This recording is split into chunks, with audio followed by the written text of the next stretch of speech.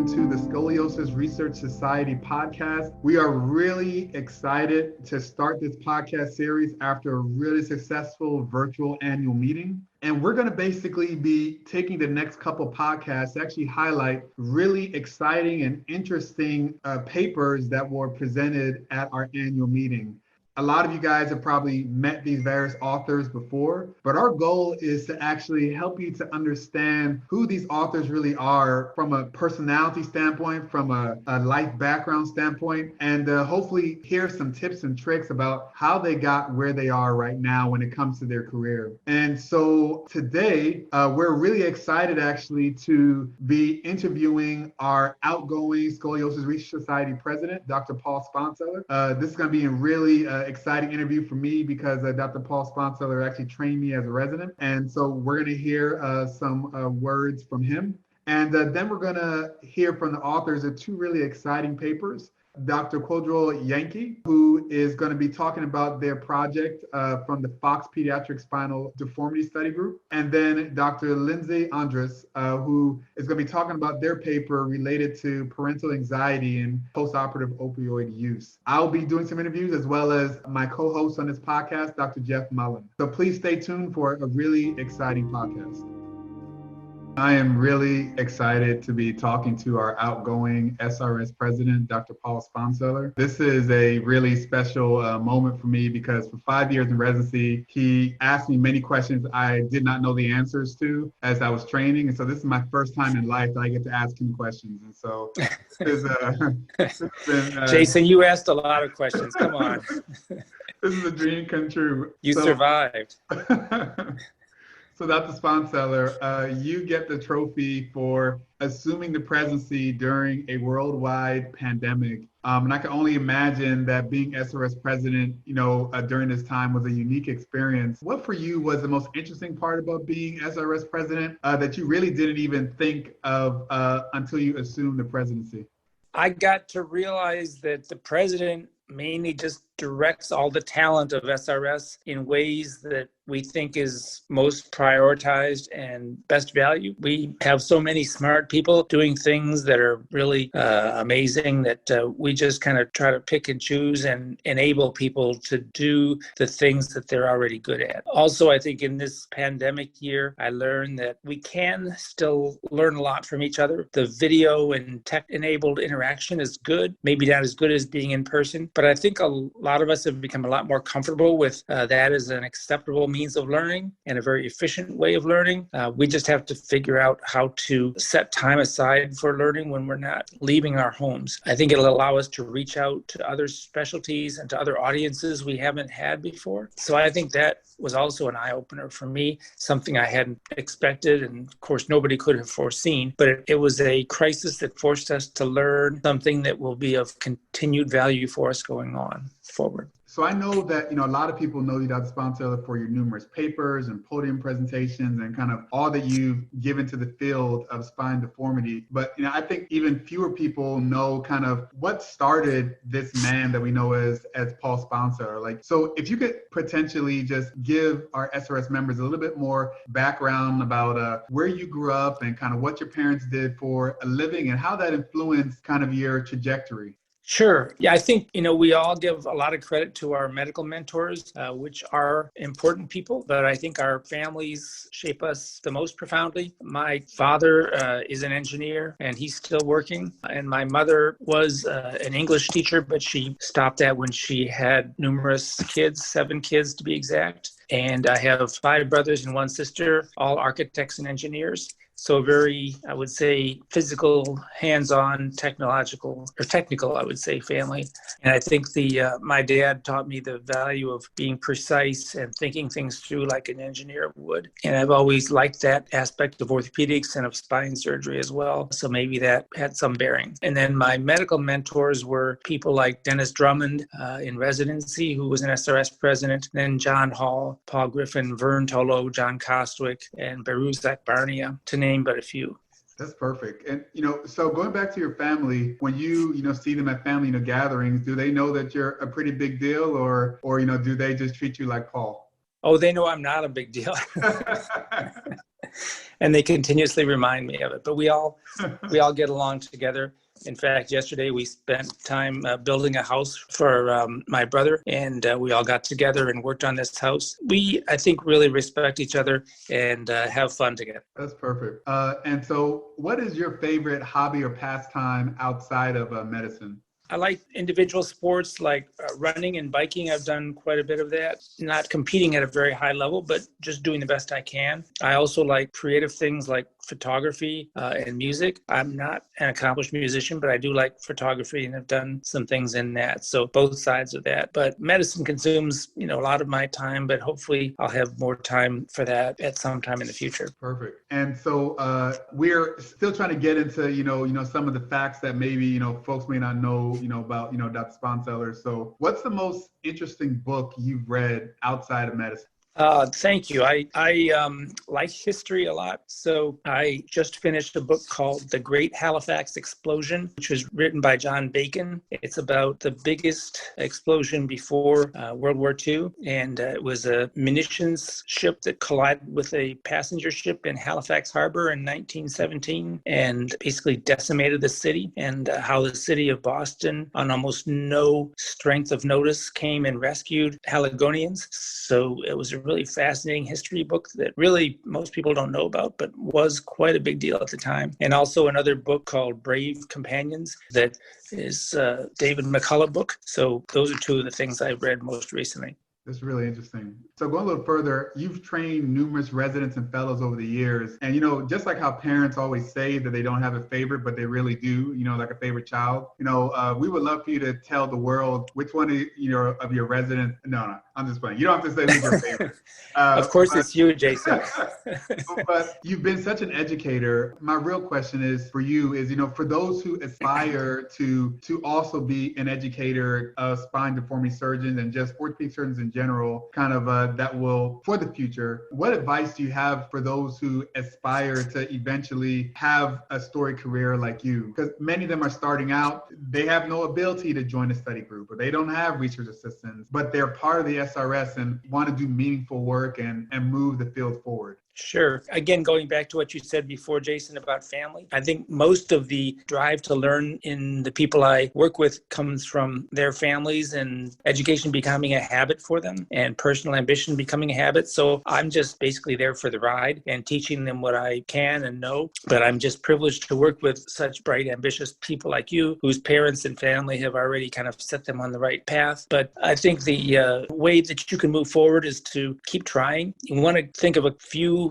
areas to focus in, maybe not just one, but a few, although not spreading yourself too thin. I think somebody who publishes 100 papers in 100 different topics is not going to have the impact of a person who maybe publishes 75, focusing on one topic and really moving that forward, because each paper you write raises another 3 or 4 or 5 questions that you can then probe more deeply, and you realize in reviewing the literature that nobody has ever looked at that before.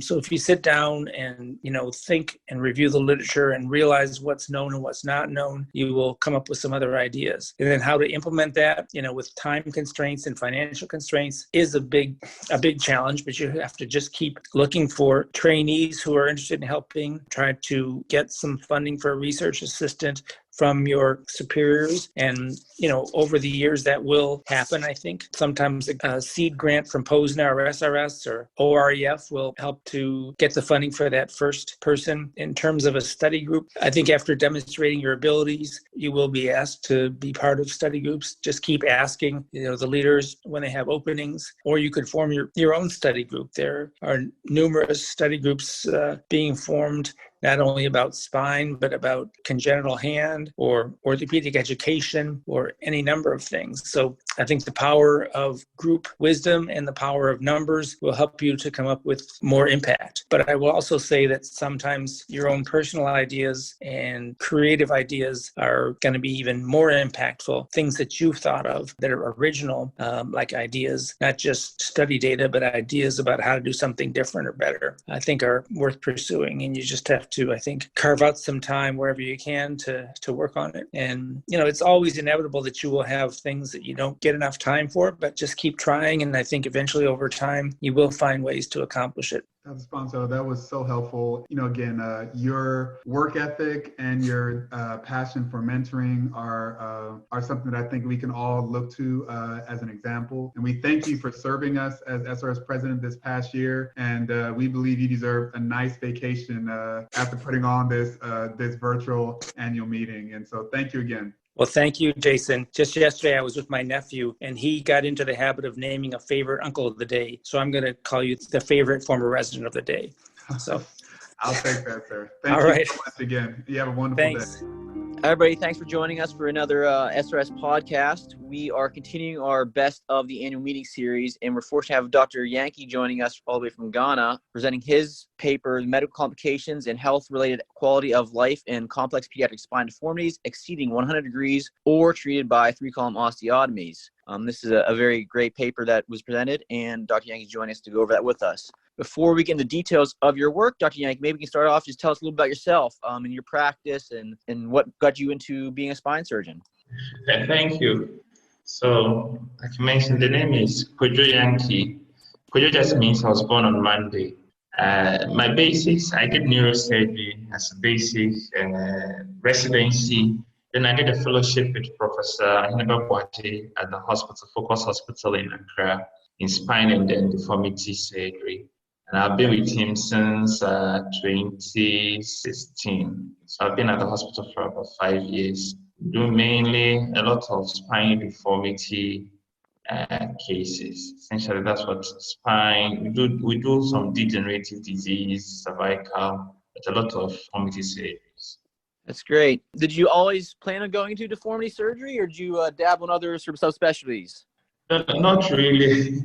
So it just came along the line. So in Ghana, we do spine as part of residency training. We do spine surgery, but a lot of the spine surgery is just deformity.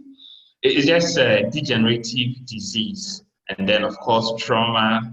We do see patients who have post-TB deformities, but they are relatively small deformities, not very big deformities like we see with people who are practicing deformity surgery. So I did that, and then once Prof. Wache was around, he asked me to join him, and I thought it was a good opportunity to learn about deformity surgery. I rarely did any form of deformity surgery during my residency. So I joined him, and I thought it was a very good opportunity to learn from him, and also for allowing him to pass on his knowledge to those of us in Ghana. We don't have too many doctors in Ghana who are doing deformity surgery, and almost everybody doing deformity surgery has gone through the hands of Prof. Kwadwo Poku. I think it's a big deal. We are making a lot of difference in the lives of not just Ghanaians, but people in West Africa.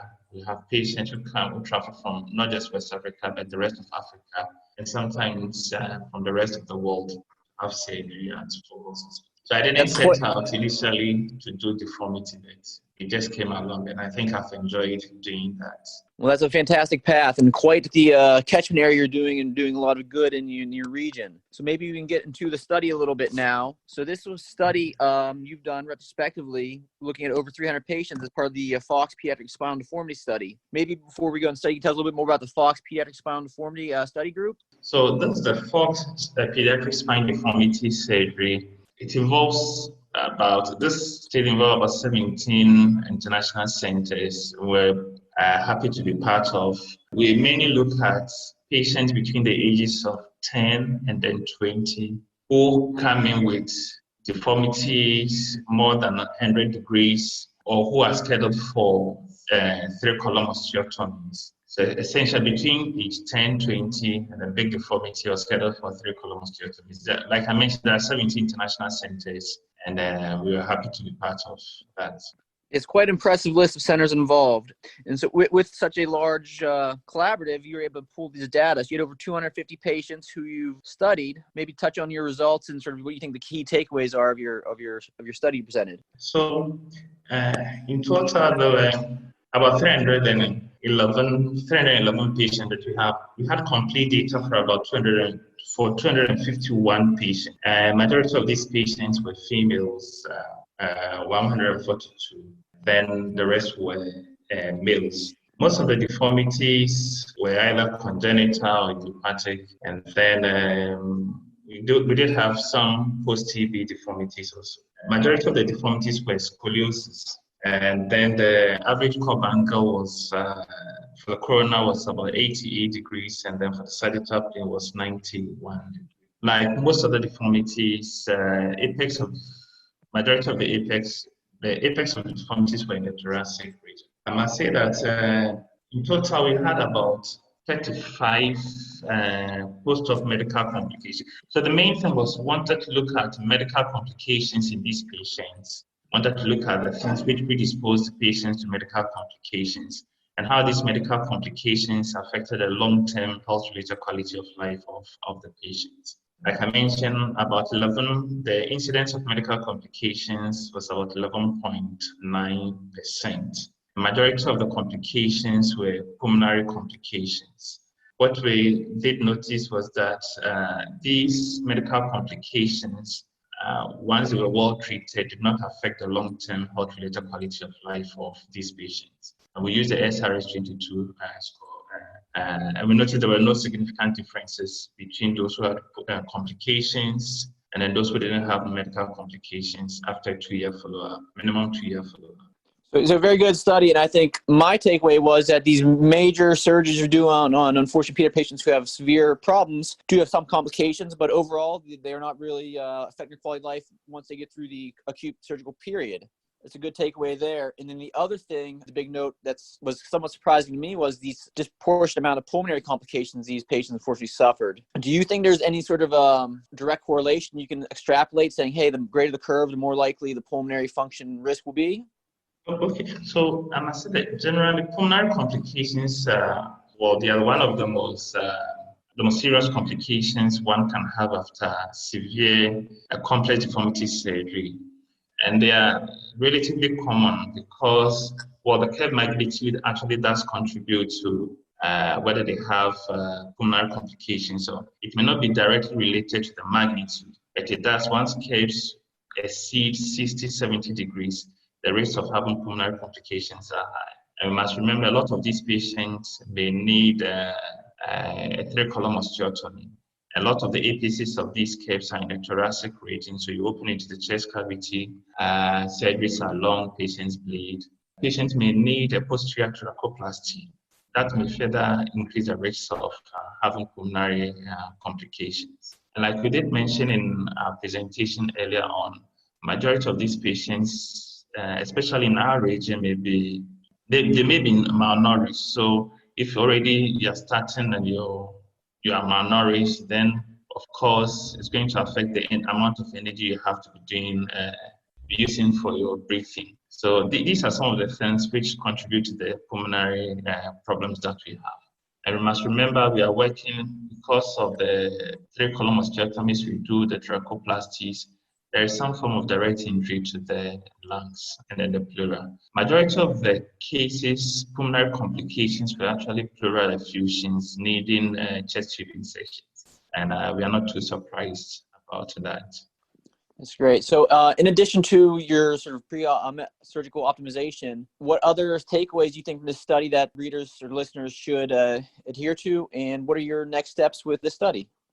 Okay, so really our next steps are, it's a great lesson we learned from this study. That yes, patients may have post-op medical complications, but we have to be aggressive in managing these post-op medical complications. And once we're able to do that, usually these complications for brief periods, the acute, we manage them well, patients are able to recover, and that shouldn't affect their long-term health-related quality of life. So pre-op, we try and then optimize them, improve their lung function.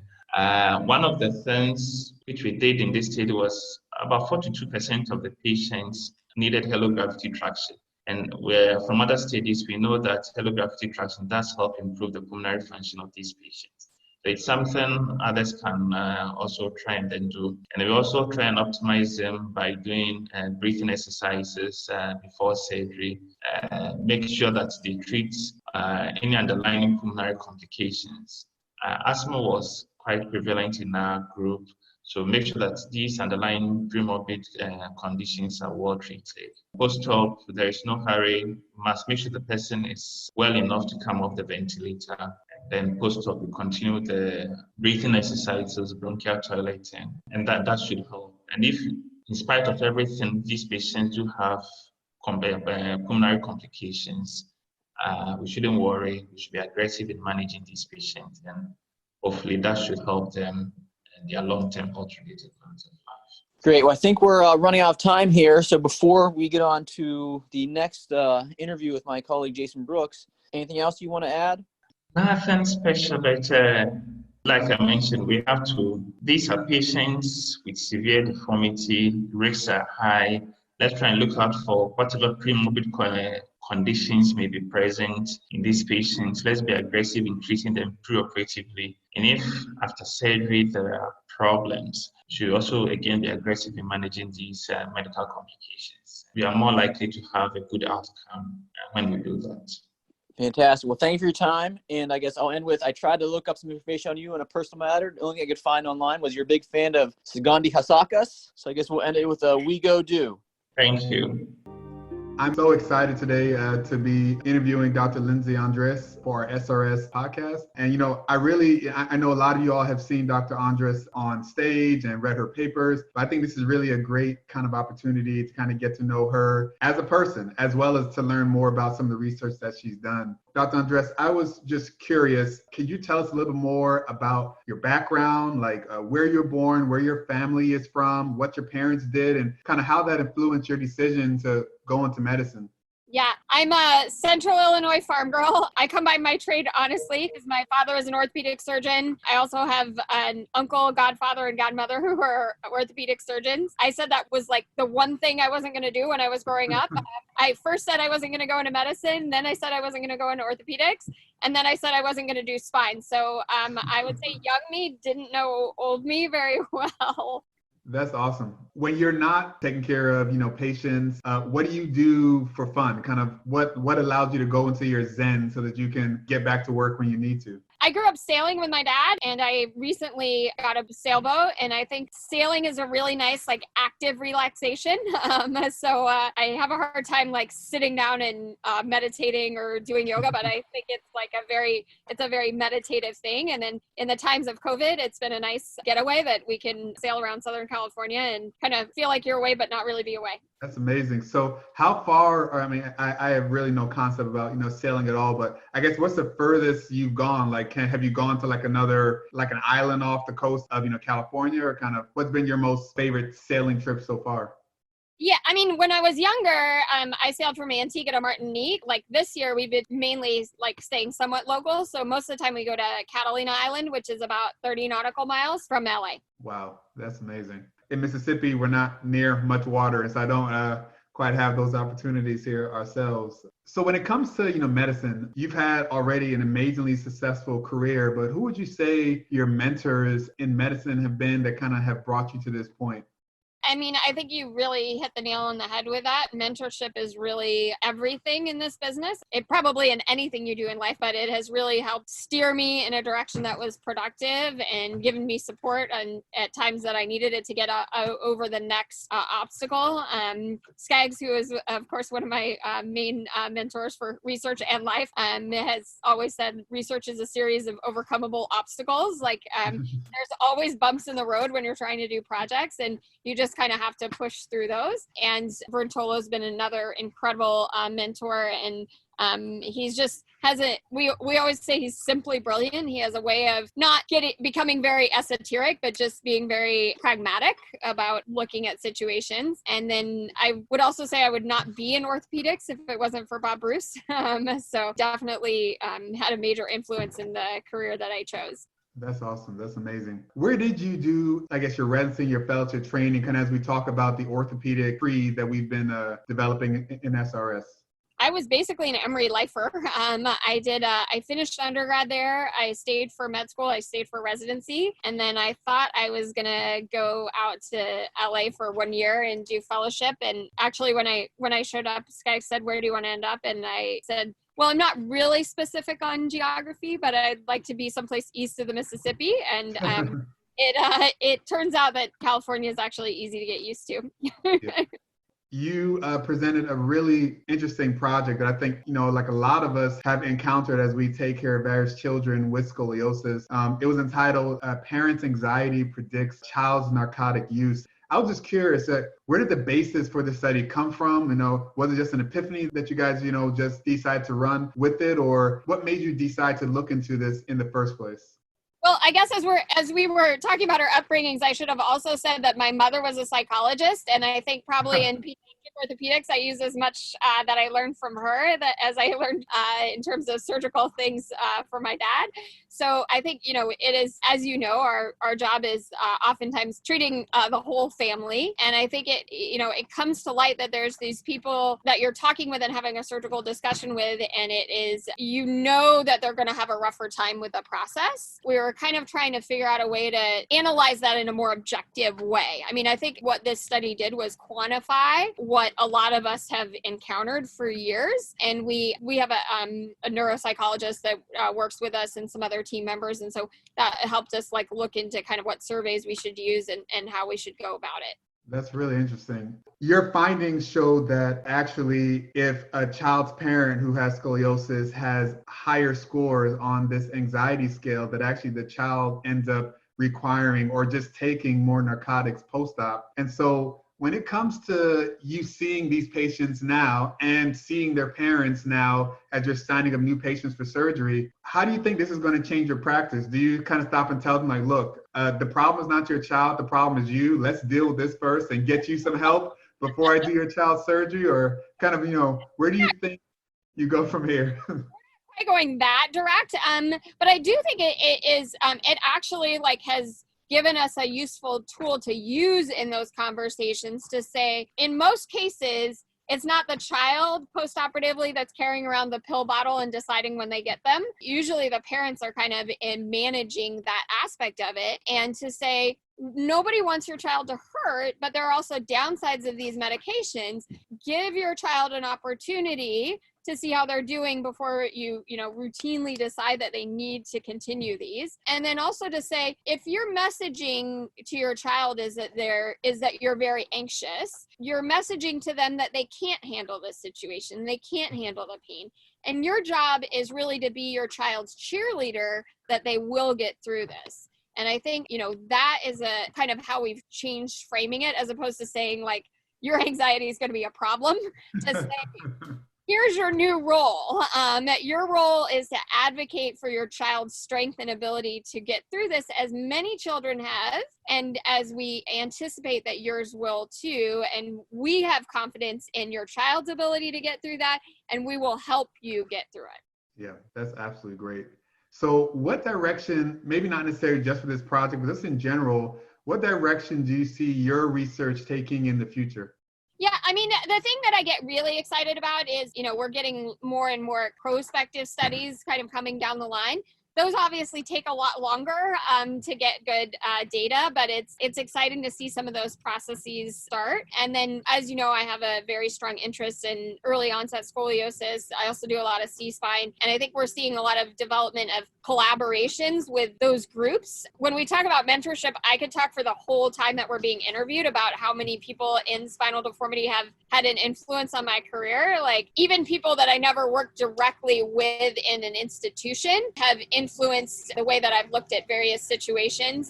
Paul Sponseller, Emmons, people that I've just talked to and bounced ideas off. I think we have the luxury of being in such a welcoming community. I know on various situations I've run things by Vitality, Lanky, all of these people have been really incredibly accessible and excited about what is going on in spinal deformity. I think that one of the benefits that young researchers have that maybe aren't at an institution where they have a bunch of spinal deformity people right down the hall is that they can work through study groups such as the Pediatric Spinal Study Group and do some really meaningful research and collaborate and have great mentorship. And Jaysson, you're an exceptional example of that. That means a lot coming from you, Dr. Andras. And, that actually kind of leads us into my last question for you is that, the R in SRS stands for research, but it's so difficult sometimes to actually do research when you're just starting out. You're worrying about building your practice. You're worried about, just all other sorts of things. And I know that there are a lot of people with different practice models. And I know that like you joined Children's Hospital of Los Angeles and they somewhat already had a research machine going. But what advice do you give to the younger members who are just starting out that want to be able to hopefully develop a research machine where they are? Of course, the study groups are there, but do you have advice for those and just how to start where they are with something? Yeah, I mean, I think two things at its core are, you have to have some passion about it or it doesn't happen. And you have to find topics that are interesting to you. Research was always something that really interested me. And a lot of that actually comes from my father, who was incredibly innovative, but was basically on an island. He practiced in a very isolated community. He did anterior total hips in the 80s, and it never, it didn't have the influence that it could have had because he was focused on patient care, which is unbelievable in its own right. But that was something that I wanted to see if we could really move the needle in terms of spinal deformity care. That's something that I feel very passionately about. But aside from that, in terms of just like practical tips, I think that the more that it's not just you doing something, the more likely that it is to get done. We're all good with deadlines, and the problem with a lot of research is that it doesn't have frequent deadlines. I mean, you have deadlines for meetings, but I think that our group is productive in large part because we have medical students and research assistants and other people that work with us that are become the rate limiting step if we don't get those things done for them.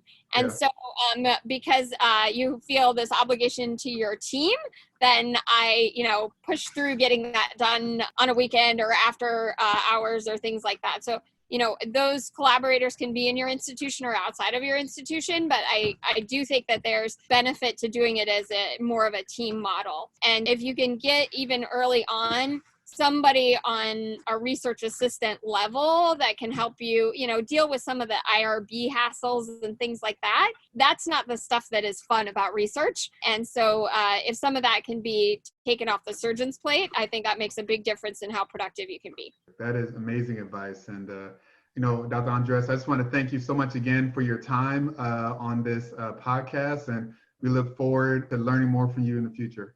Well, it is my pleasure. Thank you for having me. All right, so that wraps up another SRS podcast. We had a great talks from our president and two of the posters from the SRS Annual Meeting. I encourage everybody to tune in for the next one coming up, which will be a continuation of our series focusing on some of the select posters from the SRS Annual Meeting. Thanks again and have a great day. The Scoliosis Research Society is a nonprofit professional organization made up of physicians and allied health personnel. Their primary focus is on providing continuing medical education for healthcare professionals and on funding and supporting research in spinal deformities. Please visit srs.org for further information. Scoliosis Dialogues, an SRS podcast, is supported in part by a grant from Medtronic.